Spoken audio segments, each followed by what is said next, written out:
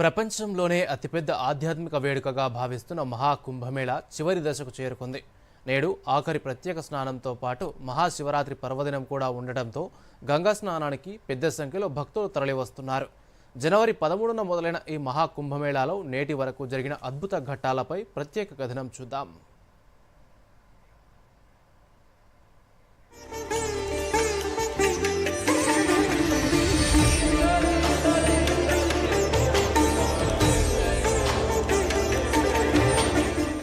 ప్రపంచంలోనే అతిపెద్ద ఆధ్యాత్మిక కార్యక్రమం మహాకుంభమేళా నేటితో ముగియనుంది.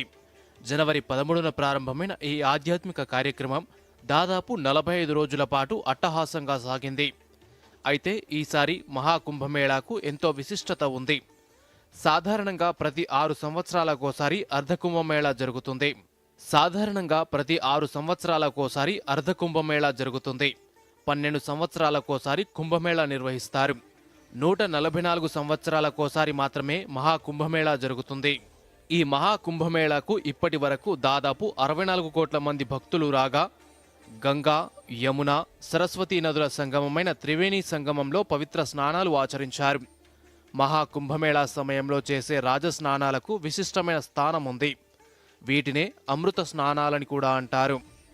ఈ మహాకుంభమేళాలో మొత్తం 6 రాజస్నానాలుండగా భోగి, మకర సంక్రాంతి, మౌని అమావాస్య, వసంత పంచమి పూర్తయ్యాయి. చివరిది నేడు మహాశివరాత్రి రోజున మాఘ పౌర్ణమి జరుగుతుంది. ఈ రాజస్నానం చివరిది కావడంతో భక్తులు పెద్ద ఎత్తున తరలివస్తున్నారు. ఇప్పటికే యూపీ ప్రభుత్వం అన్ని ఏర్పాట్లు చేసింది.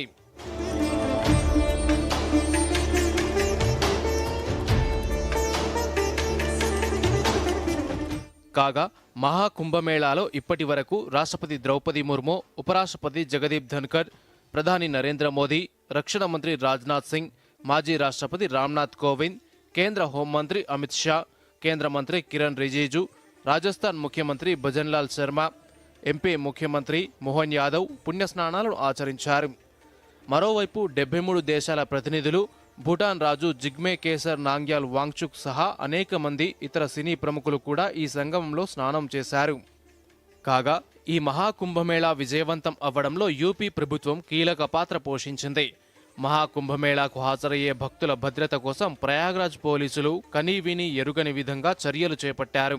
కుంభమేళాలో ఆసుపత్రులు, కంటి పరీక్షల నిర్వహణ, కార్మికుల పిల్లల కోసం విద్యాకుంభ్ పేరిట తరగతులు వంటివి నిర్వహించారు.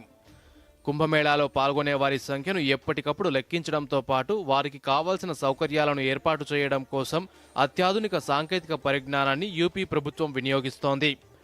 దేశం నలుమూలల నుంచి ప్రయాగ్రాజ్కు ప్రత్యేక రైళ్లను రైల్వే శాఖ ఏర్పాటు చేస్తోంది. అదనపు విమాన సర్వీసులు కూడా నడిపారు. భక్తులకు తాత్కాలిక వసతి కల్పించేందుకు 1.6 లక్షల టెంట్లు, 1.5 లక్షల మరుగుదొడ్లు ఏర్పాటు చేశారు.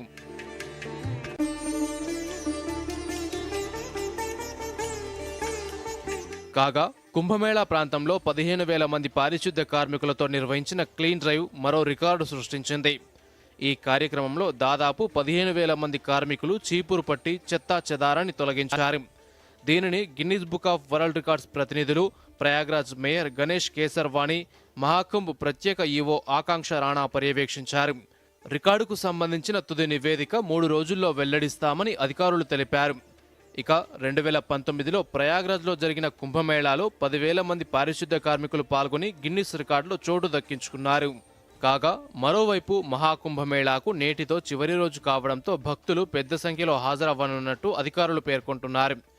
ఈ నేపథ్యంలో ఎటువంటి అవాంఛనీయ ఘటనలు జరగకుండా తగిన ఏర్పాట్లు చేస్తున్నామన్నారు. ఇందులో భాగంగా కుంభమేళా ప్రాంతాన్ని నో వెహికల్ జోన్గా ప్రకటించారు. మహాకుంభమేళా జరిగే అన్ని రోజులు ఆ ప్రాంతం దైవనామస్మరణతో మార్మోగిపోతోంది. ఈ అపూర్వ వేడుకను మరోసారి చూడాలంటే మరో 144 ఏళ్లు వేచి చూడాల్సిందే. Bureau report, Doordarshan news.